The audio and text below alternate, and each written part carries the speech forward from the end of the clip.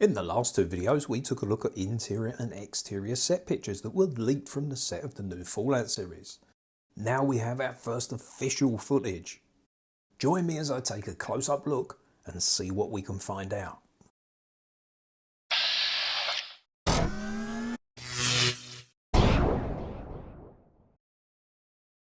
Hello everyone and a massive welcome back to Fallout Play Build Collect. And the first thing we have to look at is just this one picture. This was all that was released, just this one still, and it's the inside of a vault, and it appears to be looking at the vault entrance from the inside looking out. The picture wasn't particularly clear. I've done a brightness enhancement here, and the first thing we notice is the number of the vault on the back. We can see on their vaults it's very clearly the number 33. Now there is something very interesting about this. Vault 33 had been mentioned by fans before, but what is really interesting is if we refer back to the previous video I did on the interiors, we can see this close up here that clearly says Vault 32. So this leaves us with the question, are our dwellers trying to get out of 33 in this picture? Or have they gone to 32 and they're now trying to get out of 32? We're obviously going to see two vaults. That's the one thing we can definitely say. Now also from our previous video, we can see that some of these internal pictures of the vault appear to be trashed. So the question is, are our main characters leaving a trashed vault and perhaps going to visit the next neighbouring vault in 32? Or do they visit Vault 32 and find that one trashed? Let me know what you guys think. I'll be really interested to hear. Something else to note in the picture is we can just about make out somebody's legs. They do appear to be wearing a vault suit. So again, it would appear that somebody has been injured or something is happening.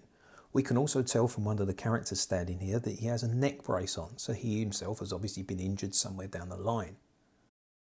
We can also see a lot of detail has also gone into this. It matches the games very, very well. This is something we've seen with all the previous internals. It's very clear they've gone to a lot of trouble to replicate the look of the game as much as possible. And I think finally the last thing we could notice is the figure coming through the vault entrance. All we can really see is that the character is wearing some kind of holster on his left leg, but interestingly he's wearing his Pip-Boy on his right arm. Now this is obviously odd. Anybody who plays the games know that the Pip-Boy is worn on the left arm, and it's obviously designed to be worn that way because of the dials being on the right hand side. You'd need to operate it with your right hand. You could of course put this on your right arm, but then it would be a bit awkward to work the controls. One other possibility here is this picture has actually been flipped or mirrored. Now this is something that occasionally does happen in trailers. I wouldn't be at all surprised to find out this picture had been flipped. If not, then this seems like a very strange change to move the Pip-Boy to the right arm. Of course, the other possibility here is this character is actually left-handed. We can see that the holster is on the left leg, so the character would draw the weapon in the left hand and fire a pistol left-handed.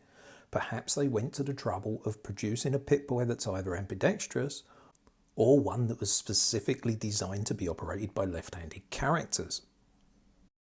Next up, let's take a quick look at this short video that was produced for Fallout's 25th anniversary. Before I take a look at that, don't forget if you want to support the channel, don't forget to subscribe, hit the like button, notification bell, comment, share, all that good stuff. And of course you can support us directly and get lots of extras over on Buy Me a Coffee. But more on that later. Now for those of you who don't know, this is Jonathan Nolan. If you want to know more about him and the other people involved in making the show, I refer you back to my first video in the playlist. Now I would guess this is going to be the episode he's directing, perhaps the first one, and we can see here he's in front of some ruined buildings in what appears to be a desert or a beach setting. Next we see a power armoured hand reach in and provide him with a bottle of Nuka-Cola. On close inspection we can see the handles here on the chest of the power armour, indicating to us that this is T60. This also means that this behind the scenes picture of a set of T60 power armour legs is obviously also now correct. And this second behind the scenes picture that very clearly showed Brotherhood rank markings on the arm is also now likely correct. And lastly, for this scene, we can clearly see the Nuka-Cola bottle itself, the sticker on the front and the Nuka-Cola logo. I think it's looking great. So to wrap up, this was a very short video, but quite a fun one with a little bit of tongue-in-cheek humour from Jonathan Nolan. And I thought the appearance of the power armoured arm was a really pleasant surprise. I'd like to know what you guys thought about it. I'll leave a link to it in the description below. Once again, massive thank you to all my supporters over on Buy Me a Coffee. Their generosity is helping to keep this channel going, and I really couldn't do it without them.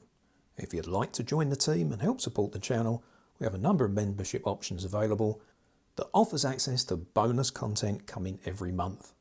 And you also have the ability there to make a one-off donation without joining a membership. And we also have a Patreon page where you can join for any amount you feel comfortable with.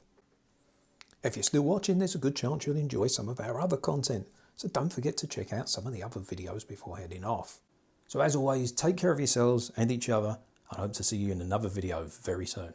Thanks for watching.